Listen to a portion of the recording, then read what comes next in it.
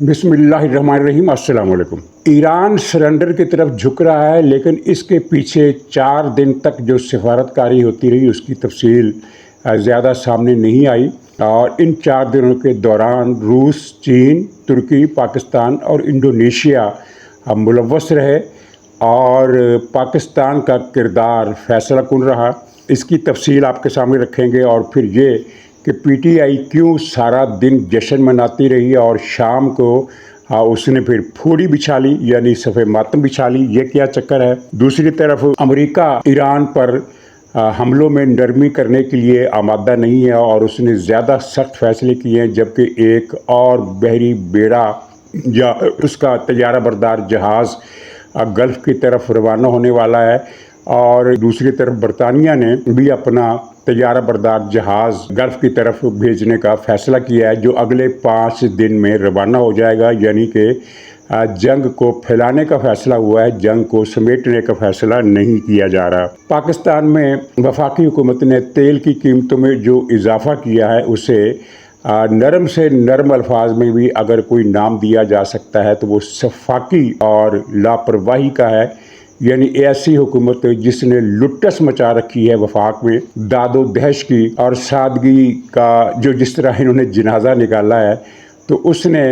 अपनी शाह खर्चियों पर काबू पाने के बजाय अवाम पर इतना ज़्यादा बोझ डाल दिया और उस तेल की कीमत में 50 रुपये लीटर इजाफ़ा कर दिया, जो अभी उसने ख़रीदा नहीं है, जो पहले से मौजूद है। जो अभी नई खेप आएगी उस पर अगर तेल की कीमत बढ़ा दी जाती तो वो और बात थी, लेकिन वो भी इतनी ज़्यादा नहीं बढ़ानी चाहिए थी जितनी कि अब बढ़ाई है। जबकि जुल्म ये हुआ है कि जो तेल पहले से पाकिस्तान के स्टॉक में मौजूद है, 15 दिन का जो सस्ते दामों ख़रीदा गया, उसकी कीमत भी बढ़ाकर पाकिस्तानी अवाम को एक सख्त किस्म के अजाब से दो चार कर दिया गया है। और आप देख रहे हैं कि वफाकी हुकूमत अपनी लुट्टस की पॉलिसियों में कोई नरमी लाने के लिए तैयार नहीं। शाह खर्चियाँ, रंग रलियाँ, अयाशियाँ, वो दादो दहश सब उसी तरीके से जारी है, लेकिन अवाम की चमड़ी उतारने पर यह हुकूमत आ गई। और आखिरी खबर, स्कर्दू में जो मजलिस वहदत और पीटीआई ने दहशत गर्दी की, बदतरीन दहशत गर्दी, तारीख़ के संगीन तरीन वाक़यात जो किए, उन पर अब कड़ा हाथ डालने का फ़ैसला किया गया है और मुलज़िमों की निशानदही होगी है। उन पर जल्द ही सख्त किस्म के मुकदमे चलेंगे और इतला ये है कि उन पर फ़ौजी अदालत में मुकदमे चलेंगे। और साथ ही मजलिस वहदत के लोगों को ख़बरदार किया गया था 2 दिन पहले, जब ये इन्होंने मुजाहरे किए, मुजाहरों की दूसरी लहर, तो इनको बता दिया गया कि इस मुजाहरे में कोई बदअमनी बर्दाश्त नहीं की जाएगी और सख्ती से एक मैसेज दे दिया गया जो कन्वे हो गया और इनकी समझ में भी आ गया। और फिर आपने देखा कि गिलगित और बल्तिस्तान में मुजाहरे तो इन लोगों ने किए, लेकिन ये काबू में रहे, अपनी हदूद में रहे और कोई रेड लाइन इन्होंने क्रॉस करने की कोशिश नहीं की। नाज़रीन, ईरान की तरफ से जो बयान आया, अगरचे उस बयान में भी एक पख लगी हुई थी, ये था कि हम पड़ोसी मुल्कों पर जो हमले किए हैं उन पर हम माफ़ी मांगते हैं इन मुल्कों से, लेकिन साथ ही ये भी कहा कि हमने तो इन पड़ोसी मुल्कों पर हमले किए ही नहीं, हमने तो इन मुल्कों की सरजमीन पर जो गैर मुल्की अड्डे थे उन पर हमले किए। और फिर एक और बात भी की कि हम आइंदा इन मुल्कों पर हमले नहीं करेंगे। यानी सेल्फ कंट्राडिक्टरी किस्म का बयान था कि एक तरफ कहा कि हमने हमलों पर माफ़ी मांग ली है, फिर कहा कि हमने तो हमले किए ही नहीं, और फिर तीसरी बात ये की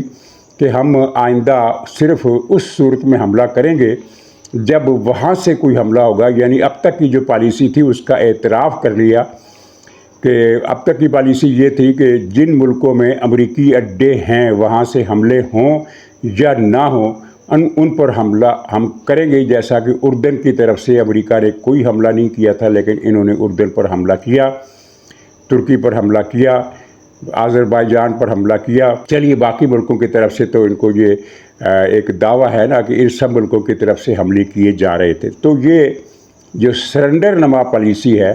और माफ़ी भी मांगी है और आइंदा हमले ना करने का ऐलान भी किया, और साथ ही एक दिलचस्प बयान ये भी दिया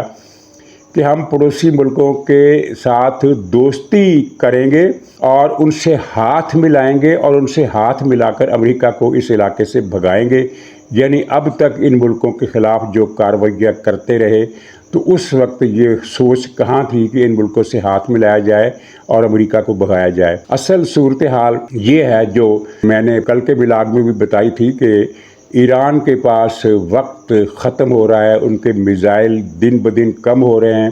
اور ایک نئی بات یہ بھی ہوئی ہے کہ ان کے میزائل اور ڈرون اب پہلے سے زیادہ تعداد میں ہٹ ہونے لگے ہیں۔ یہ کوئی انٹرسیپشن کا نظام دوسرے ملکوں نے بہتر کیا ہے یا کیا معاملہ ہے، لیکن اس کی بھی میں بتاؤں گا کہ کتنے میزائل مارے اور ان میں سے کتنے نشانے پر لگے۔ یہ بڑی ایک حیرت انگیز خبر ہے۔ لیکن میزائل کم ہو رہے ہیں اور امریکی حملوں میں ان کے جو لانچنگ پیڈ اور سٹور ہے وہ مسلسل تباہ ہو رہے ہیں۔ ایک طرف تو میزائل یہ لانچ کر رہے ہیں، استعمال کر رہے ہیں، وہ اس وجہ سے کم ہو رہے ہیں، اور دوسری طرف امریکہ اور اسرائیل کے حملوں سے ان کے لانچنگ پیڈ اور سٹور تباہ ہو رہے ہیں۔ گویا کہ یہ سکویز ان کا جو ذخیرہ ہے وہ ہوتا چلا جا رہا ہے، اور اس صورتحال پر ایران نے، جیسا کہ میں نے کل بتایا تھا کہ 3 ملکوں سے رابطے کیے، اب پتہ چل رہا ہے کہ 5 ملکوں سے رابطے کیے۔ ان 5 ملکوں سے کیا کیا بات چیت ہوئی، یہ ساری اب تفصیل آ چکی ہے میڈیا پر، کوئی میں انکشاف نہیں کر رہا۔ سر فہرست روس کے ساتھ انہوں نے بات چیت کی۔ ایرانی صدر نے، پرشکیان نے، کیا نام ہے ان کا، اور صدر پیوٹن کے ساتھ ایرانی صدر نے کیا کہا یہ خبر تو باہر نہیں آئی، لیکن جواب میں پیوٹن نے جو کچھ کہا وہ چھپ چکا ہے میڈیا میں، اور اس کے جواب سے پتہ چلتا ہے کہ ایرانی صدر نے کیا کہا ہوگا۔ روسی صدر نے ایران کو مشورہ دیا، یہ اخبارات میں آیا ہے، تمام دنیا کی میڈیا میں آیا، کہ اس صورتحال کا واحد حل سفارت کاری ہے، یعنی جنگ نہیں، سفارت کاری ہے۔ مطلب یہ ہے کہ روس نے ایران کے صدر کی اس بات کا جواب دیا کہ آپ ہماری کیا مدد کر سکتے ہیں، تو روس ایران کی مدد کرنے کی پوزیشن میں نہیں ہے، سوائے کہ اس نے کوئی انٹیلیجنس جو سیٹلائٹ ہے وہاں سے جو روس کو انٹیلیجنس ملی امریکی اڈوں کے بارے میں، وہ اس نے ایران کے ساتھ شیئر کر دی، اور اس بات کا کوئی ثبوت نہیں ہے کہ روس نے یہ مدد کی۔ یہ امریکی میڈیا، امریکی انٹیلیجنس کا اندازہ ہے کہ روس نے مدد کی ہوگی، اس کے علاوہ روس نے کوئی مدد نہیں کی، اور مزید مدد دینے سے بھی انکار کر دیا جب یہ کہا کہ آپ کے مسئلے کا واحد حل سفارت کاری ہے۔ تو اس کا مطلب اس کے سوا کیا ہے کہ روس نے اپنے ہاتھ کھینچ لیے ہیں ایران کی حمایت سے، ایران کی مدد سے، اور کہا ہے کہ ہم آپ کے ساتھ دوستی نبھاتے رہیں گے، لیکن یہ مسئلہ آپ کو سفارت کاری سے حل کرنا ہوگا، یعنی میدان جنگ کے حوالے سے ہم آپ کی کوئی مدد نہیں کر سکتے۔ اور ایک اطلاع یہ بھی ہے، یہ تو خیر پیوٹن کی پریس اسٹیٹمنٹ سے بات صاف ہوگی نا کہ انہوں نے کیا کہا اور کس بات کے جواب میں کہا ہوگا، لیکن یہ بھی ہے کہ ایران نے روس سے یہ کہا کہ آپ پھر اس جنگ کو رکوانے کے لیے کردار ادا کریں، یعنی اگر آپ جنگ بند نہیں، جنگ میں ہماری ملٹری مدد نہیں کر سکتے تو اس طرح کر لیں۔ دوسرا رابطہ انہوں نے چین سے کیا، اور یہ بڑی حیرت انگیز خبر ہے۔ چین کے بارے میں یہ اطلاعات تھی کہ اس نے ایران کی بہت زیادہ مدد کی ہے، لیکن اس نے ایران کی کوئی مدد نہیں کی۔ یہ بات اب سامنے آ رہی ہے۔ اب جو گفتگو ان کی سامنے آئی ہے میڈیا میں، ان سے 2 باتوں کا پتہ چلتا ہے، دونوں باتیں ایک دوسرے سے جڑی ہوئی ہیں۔ چین نے کہا کہ ہم آپ کو میزائلوں کے پرزے دینے کے لیے تیار ہیں، لیکن آپ کو آبنائے ہرمز کھولنا پڑے گی، یہ چین نے کہا ہے، یعنی آپ آبنائے ہرمز کو بلاک نہ کریں۔ اور ظاہر ہے چین کا سب سے زیادہ انٹرسٹ ہے، سب سے زیادہ ایران کا اور گلف کے سے جو تیل جاتا ہے وہ چین ہی کو جاتا ہے، اور اگر یہ آبنائے ہرمز بند ہوتی ہے تو چین کے لیے سب سے بڑا پرابلم ہے۔ کسی حد تک وہ اوور کم کر سکتا ہے روسی تیل پر انحصار بڑھا کر، لیکن مکمل طور پر نہیں، اسے یہاں سے تیل چاہیے۔ اور اس نے پھر یہ ایران کو کہا، آپ دوبارہ سنیے کہ اس نے ایران سے کیا کہا، ہم آپ کو میزائلوں کے پرزے دینے کے لیے تیار ہیں، آپ ہرمز کی آبنائے کھول دیں، یہ جو ناکہ بندی ہے یہ ختم کر دیں۔ مطلب یہ ہے کہ اب تک چین ایران کو میزائلوں کے پرزے نہیں دے رہا تھا، اب وہ آمادہ ہوا ہے کہ ہم دے دیں گے، لیکن شرط یہ ہے کہ آبنائے ہرمز کھولی جائے۔ تیسرا رابطہ انہوں نے پاکستان، ترکی اور انڈونیشیا سے کیا۔ ان ملکوں سے ایران نے کہا کہ آپ جنگ بند کرانے کے لیے کوئی کردار ادا کریں۔ ظاہر ہے پاکستان یا ترکی یا انڈونیشیا امریکہ سے کہہ کر جنگ رکوانے میں کوئی کردار ادا نہیں کر سکتے۔ امریکہ پاکستان کی کیوں مانے گا یا انڈونیشیا یا ترکی کی کیوں مانے گا، وہ تو کچھ الگ ہی فیصلے کر چکا ہے۔ لیکن ان ملکوں نے کہا کہ ہم عرب ملکوں کے ساتھ آپ کی جو کشیدگی ہے وہ کم کرانے کے لیے تیار ہیں، لیکن آپ کو پھر یہ حملے روکنا پڑیں گے اور ان ملکوں سے معذرت کرنا پڑے گی۔ اور پھر اس طرح اس میں سب سے زیادہ اہم کردار پاکستان کا تھا، کیونکہ ترکی اور انڈونیشیا نے صرف وعدے کیے تھے، جبکہ پاکستان نے ایکشن کرتے ہوئے سعودی حکام سے اور امارات کے حکام سے بھی رابطے کیے، جس کے بعد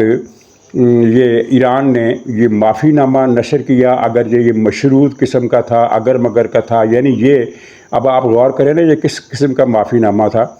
کہ ہم اپنے پڑوسی ملکوں سے معافی مانگتے ہیں ان کی سرزمین پر ایرانی حملوں کے لیے، لیکن ہم نے حملے تو کیے ہی نہیں ہیں، یعنی پھر معافی کس بات کی ہے؟ بہرحال ہے تو یہ معافی، اس میں کوئی شک نہیں۔ اور پاکستان نے پھر سعودی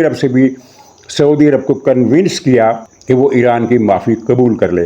لیکن عرب ملک جو ہیں وہ انہوں نے پاکستان کی بات تو مان لی ہے، اس میں کوئی شک نہیں کہ پاکستان کی بات مانتے ہوئے وہ کشیدگی کم کرنے پر تیار ہو گئے،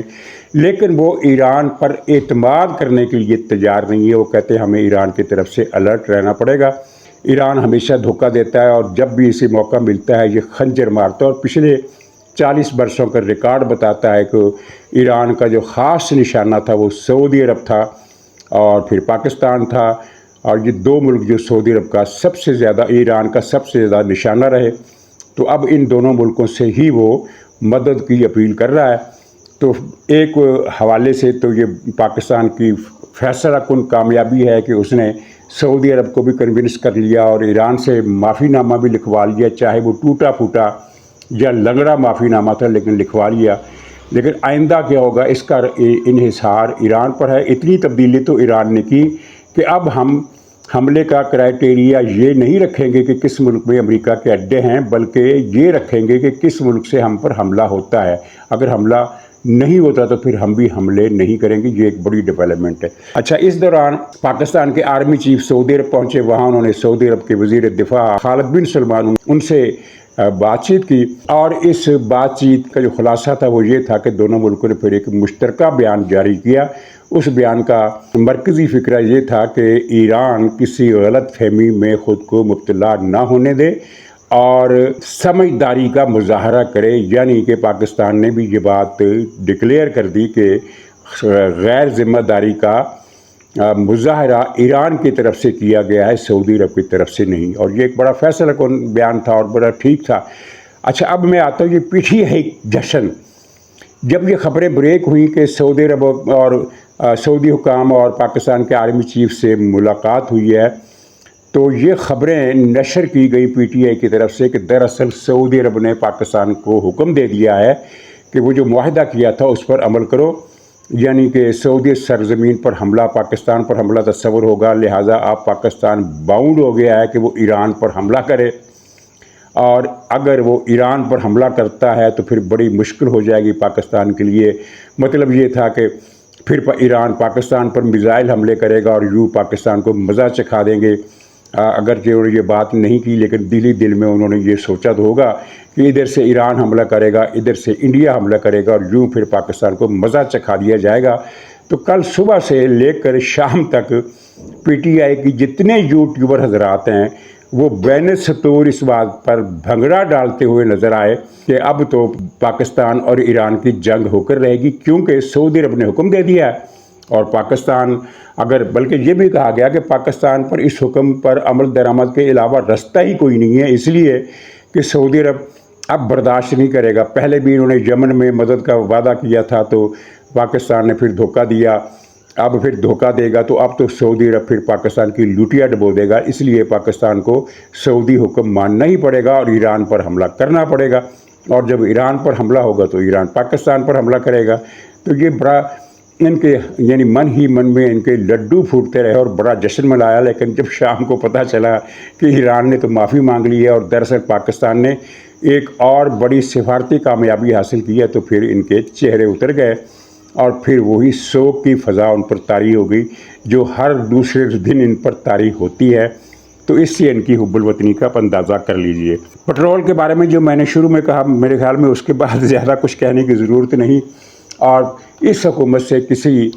اچھے کام کی توقع کی بھی نہیں جا سکتی، کیونکہ جب سے شہباز شریف حکومت میں آئے 4.5 سال ہو گئے ان کو وزیر اعظم بنے ہوئے، انہوں نے عوام پر बमबारी के अलावा एक भी ढंग का काम नहीं किया, एक भी ऐसा काम नहीं किया जिससे पाकिस्तानी अवाम को ज़रा सा चुटकी के बराबर, राई के बराबर भी रिलीफ मिल सके। बल्कि रात दिन मुझे तो लगता है ये हुकूमत यही सोचती रहती है कि अवाम को अब कहाँ कहाँ से नोचना है, अवाम पर कहाँ कहाँ से बम नाज़िल करने हैं। तो कोई फ़ायदा नहीं है इस हुकूमत के ख़िलाफ़ एहतजाज करने का, जो ये सोच कर बैठी हुई है कि अवाम को मारना है और सुबह अवाम को मारना है, दोपहर भी अवाम को मारना है और शाम को भी अवाम पर मारना है और रंग रलियाँ मनानी हैं। तो ये रंग रलियों वाली हुकूमत है,